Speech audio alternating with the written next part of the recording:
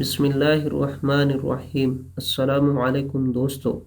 ایک عورت آنسو بہاتے ہوئے امیر المومنین حضرت عمر رضی اللہ تعالیٰ عنہ کے پاس آئی۔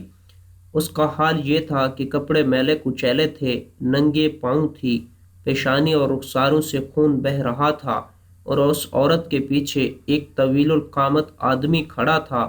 اس آدمی نے زوردار آواز میں کہا، اے زانیہ!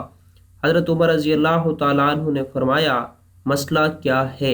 اس آدمی نے کہا کہ اے امیر المومنین، اس عورت کو سنسار کریں۔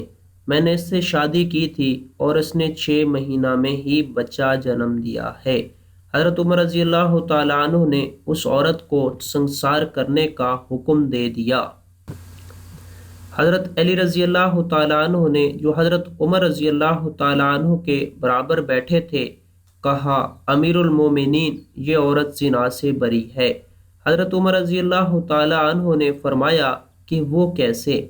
حضرت علی رضی اللہ تعالیٰ عنہ نے فرمایا کہ اللہ تعالیٰ کا ارشاد ہے، وَحَمَلُهُ وَفِصَالُهُ 30 شہرا، اور دوسری جگہ ارشاد فرمایا ہے، وَفِصَالُهُ فِي عَامِينَ۔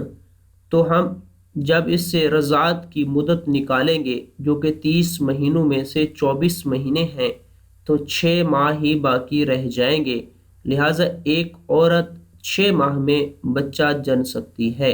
یہ سن کر حضرت عمر رضی اللہ تعالی عنہ کا چہرہ دمک اٹھا اور فرمایا، اگر آج علی رضی اللہ تعالی عنہ نہ ہوتے تو عمر رضی اللہ تعالی عنہ ہلاک ہو جاتا۔